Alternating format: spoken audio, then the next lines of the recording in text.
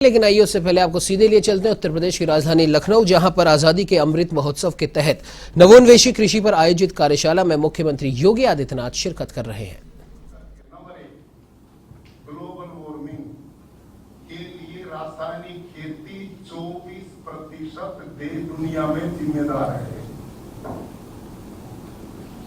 24% global warming के लिए रासायनिक खेती जिम्मेदार है। आज हमारे लिए गौरव की बात है, हमारे आदरणीय सबके सम्माननीय आदित्य योगी नाथ जी मुख्यमंत्री उत्तर प्रदेश हमारे बीच जो उपस्थित हैं, मैं उनका भी अभिनंदन और स्वागत करता हूं। तो मैं आप सबसे निवेदन कर रहा हूं कि इसके सबसे बड़ा दुष्परिणाम ग्लोबल वार्मिंग। साइंटिस्ट लोग कहते हैं धरती का तापमान 1 डिग्री भी बढ़ गया ना तो लाखों करोड़ों टन अनाज का उत्पादन कम हो जाएगा, और बढ़ गया तो क्या स्थिति होगी। अब ये एक इतनी बड़ी चुनौती है हमारे सामने ग्लोबल वार्मिंग की। दूसरी चुनौती पानी की। कितने क्षेत्र हमारे यहाँ हैं जब पीने के पानी के लिए महिलाएं घूम रही। ये तो भारत के प्रधानमंत्री को हम सब बधाई देते हैं कि उन्होंने नल से जल योजना के द्वारा इस देश की महिलाओं को बहुत बड़ा एक कवच दिया सुरक्षा। ये हो गया, नहीं तो आज से 10 साल पहले हमारे देश की महिलाओं का ज्यादा समय सारा दिन सिर पर पानी ढूंढने के लिए लगता था। ऐसी स्थिति बन गई। तो पानी दूषित भी हो गया और रासायनिक खेती में पानी की खपत बहुत ज्यादा होती है, क्योंकि रसायन वो हीट देते, गर्मी देते, धरती को आग लगाते, उसको बुझाने के लिए ज्यादा पानी की जरूरत पड़ती है। प्राकृतिक खेती में 50% पानी। यहाँ कई किसान होंगे जो प्राकृतिक खेती करते और बचा रहे हैं, तो आप में कुछ जो मेरी बात का समर्थन करते हैं। आप बचा रहे हैं ना 50% पानी, बचा रहे हैं ना। इससे भी ज्यादा बच रहा ना, और बचता है। पहले साल 50% बचेगा, अगले साल 60% बचेगा, अगले साल 70 तक बचेगा। 30% पानी में प्राकृतिक खेती हो सकती है। और इसके लिए प्रमाण हमारे आदरणीय बैठे विजय कुमार जी बैठे हैं। ये बिल्कुल ऐसे क्षेत्र में खेती करवा रहे हैं जहां पानी है ही नहीं, और 3 फसल लेते हैं प्राकृतिक खेती से। 3 फसल की खेती करवा रहे हैं। तो ये जो मॉडल है, अभी मैं गुजरात से हूं और ये मेरे पास एक फार्म है, आशापुरा फार्म। 700 एकड़ जमीन का फार्म है 4 भाइयों का। इसमें 2 भाई 400 एकड़ में करते हैं, 2 भाई 300 एकड़ में करते हैं। मैं उनके खेत में गया, बगैर बुलाए गया, पहली बार गया। कैसे गया? कॉन्वोकेशन था भूदेव यूनिवर्सिटी का। मैंने लोगों से पूछा, यहाँ कोई बढ़िया खेती जो करता है वो किसान से मैं मिलना चाहता हूँ। लोगों ने कहा कि उनसे बड़ा और आधुनिक खेती करने वाला कोई किसान नहीं। वो विदेशों में जाते हैं, भारत में उसका नाम है। बिल्कुल लेटेस्ट मॉडर्न, पूरे खेत में ड्रिप सिस्टम है, स्प्रिंकल का था, नेट हाउस बनाई है, बहुत बड़ा कार्य उसका है। मैं खेत में गया, ध्यान करें, चारों तरफ पीठ पे पिट्ठू लगे हुए थे, स्प्रे, वहां स्प्रे, यहां स्प्रे, और वो खेती करते हैं फल और सब्जी और कुछ नहीं करते। पूरे में फल और सब्जी, बड़े बड़ी गाड़ियां रखी हैं, एसी, बंगाल तक उनकी सब्जियां जाती हैं, पूरे देश में सप्लाई करते हैं। बहुत पैसा कहते मैं कमाता हूं, लेकिन 15-20 मिनट में मेरे खेत में सिर में दर्द हो गया। इतना प्रदूषण चारों तरफ दवाइयों का था। मैंने उनको बुलाया, उन्होंने ऊपर बढ़िया कमरा बना रखा है। योगी आदित्यनाथ अपना संबोधन दे रहे हैं। नीति आयोग के हमारे सभी माननीय सदस्यगण, उत्तर प्रदेश सरकार में हमारे कृषि मंत्री श्री सूर्य प्रताप शाही जी और देश के अलग अलग राज्यों से उपस्थित सभी हमारे प्राकृतिक खेती से जुड़े हुए विशेषज्ञगण, मुझे बहुत प्रसन्नता है और मैं धन्यवाद दूंगा नीति आयोग को कि आज़ादी के अमृत महोत्सव वर्ष के उपलक्ष्य में प्राकृतिक खेती को बढ़ावा देने के लिए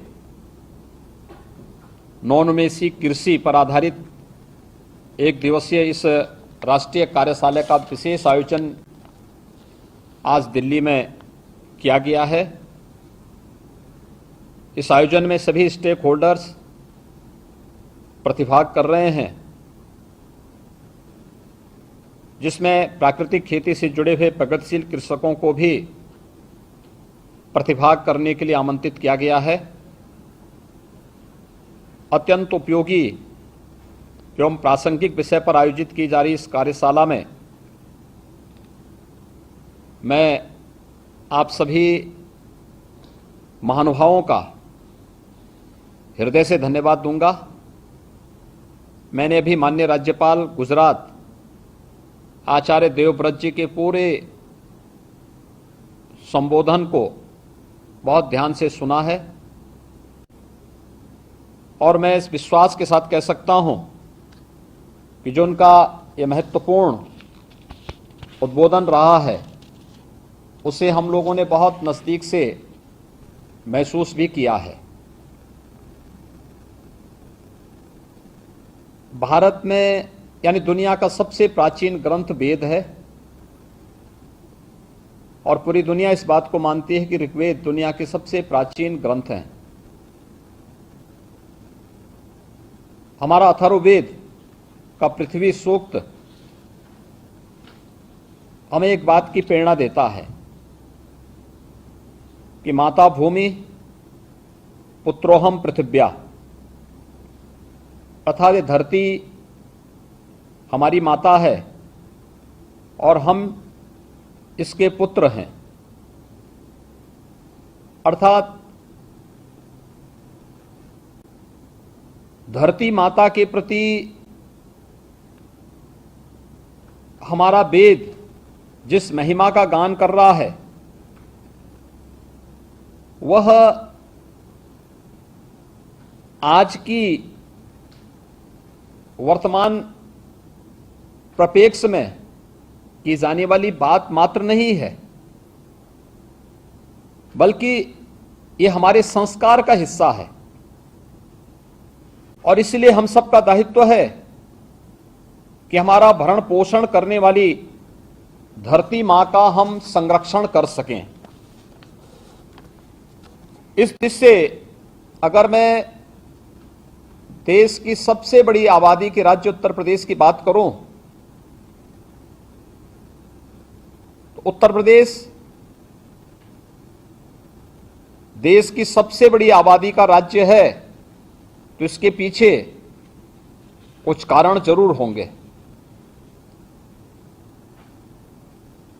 इसका मतलब देश की प्राकृतिक खेती का सर्वाधिक, देश की उपजाऊ भूमि का सर्वाधिक भाग उत्तर प्रदेश के पास है। हमारे पास कुल 241 लाख हेक्टेयर भूमि है, जिसमें से हम लोग 165 लाख हेक्टेयर भूमि पर हम लोग खेती का काम करते हैं, जिसमें खरीफ और रबी दोनों का देखें तो इसमें 129 लाख हेक्टेयर क्षेत्रफल में हम लोग खरीफ और रबी दोनों प्रकार की फसलों को बोने का काम करते हैं। उसकी बुआई होती है, उसका उत्पादन होता है। और मुझे बताते हुए प्रसन्नता है कि 2020-21 में उत्तर प्रदेश ने 619 लाख मीट्रिक टन से अधिक खाद्यान्न का रिकॉर्ड उत्पादन भी करके देश में सर्वाधिक खाद्यान्न उत्पादन करने वाले राज्य के रूप में अपने आप को स्थापित किया। ये जो कुछ भी हुआ है यह हमारे किसानों के परिश्रम और पुरुषार्थ का प्रतिफल है। आदरणीय प्रधानमंत्री जी के नेतृत्व में 2014 से किसानों की आमदनी को दोगुना करने के जिस लक्ष्य को लेकर के कार्य प्रारंभ हुआ, आज उसके बेहतर परिणाम हम सब के सामने हैं। और हम सब जानते हैं कि किसानों की आमदनी को दोगुना करने के पीछे जो सबसे महत्वपूर्ण बात है वो ये कि खेती की लागत कम हो और खेती की उत्पादन क्षमता को हम बढ़ा सकें। और मुझे लगता है कि इसमें सबसे महत्वपूर्ण जो पहलू है कि खेती में लागत कम हो और उत्पादन बढ़े, यह तभी संभव है जब हम प्राकृतिक संसाधनों के संरक्षण, पर्यावरण सुधार, मानव स्वास्थ्य के लिए समुचित पोषण के साथ साथ कृषकों की आय में भी वृद्धि करने में हम सफल हों। और अगर इन सभी का रास्ता कहीं से होकर के जाता है तो वह जिस बात पर अभी महत्वपूर्ण चर्चा का शुभारंभ आचार्य देवव्रत जी ने किया है, इसके अलावा कोई दूसरा चारा हम सब के सामने है नहीं। और ये सबसे बड़ा मंत्र है हमारे सामने, गौ आधारित खेती को बचा, गौ आधारित खेती यानी प्राकृतिक खेती ही इसका एकमात्र यानी यह एकमात्र कारण हम सब के सामने अब बचा है कि जिसके मार्ग का अनुसरण करते हुए हम इस लक्ष्य को प्राप्त कर सकते हैं। गौ आधारित यानी प्राकृतिक खेती का मतलब कम लागत और विष मुक्त खेती। हम सब जानते हैं मानव सभ्यता के आरंभ से ही गो और गोवंश यह मनुष्य की सबसे नजदीक की हितचिंतक मानी गई है।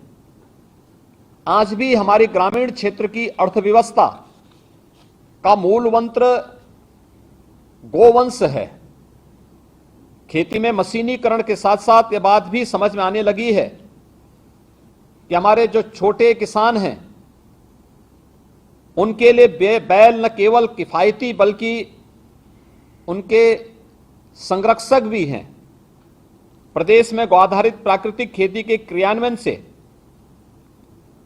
न केवल हमारे किसान को कम लागत में अच्छा उत्पादन प्राप्त हो सकता है बल्कि स्वास्थ्य के साथ साथ गो संरक्षण का कार्य भी हम इसके माध्यम से करने में सफल हो सकते हैं। इसके माध्यम से गोबर और गौमूत्र के विभिन्न प्रयोग से प्रदेश की मृदा संरचना में भी सुधार कर जीवाश्म कार्बन में बढ़ोतरी सुनिश्चित की जा सकती है और एक बड़े पैमाने पर जो धनराशि हम लोग उर्वरकों के, पेस्टिसाइड के आयात करने में खर्च करते हैं उसकी बचत भी हम लोग कर सकते हैं।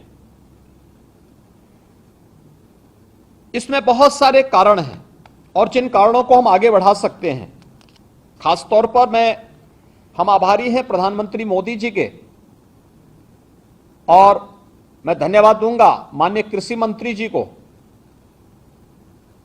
कि यूनियन बजट में भी प्राकृतिक खेती के लिए स्थान दिया गया है। और मुझे बताते हुए प्रसन्नता है कि हम लोगों ने 2020 में जब प्रधानमंत्री जी की प्रेरणा से उत्तर प्रदेश में नमामि गंगे यात्रा हम लोगों ने निकाली थी। नमामि गंगे यात्रा के तत्काल बाद हम लोगों ने उत्तर प्रदेश में एक विशेष कार्यशाला का आयोजन किया था जिसमें हमारे 700 से अधिक प्राकृतिक खेती से जुड़े हुए ट्रेनर ने भाग लिया था। पूरे प्रदेश भर से सभी लोग आए थे जिन्होंने प्राकृतिक खेती के बारे में आचार्य देवव्रत जी के ही मार्गदर्शन में ये विशेष प्रशिक्षण लिया था। और आज मुझे बताते हुए प्रसन्नता है कि उत्तर प्रदेश के अंदर एक बड़े भूभाग में हम लोग प्राकृतिक खेती को आगे बढ़ा रहे हैं और उसके बहुत अच्छे चमत्कारिक परिणाम भी हम सबके सामने देखने को मिले हैं। और खासतौर पर नमामि गंगे एवं परंपरागत कृषि विकास योजना के अंतर्गत विगत 3 वर्ष के अंदर प्रदेश के अंदर पहले चरण में हम लोगों ने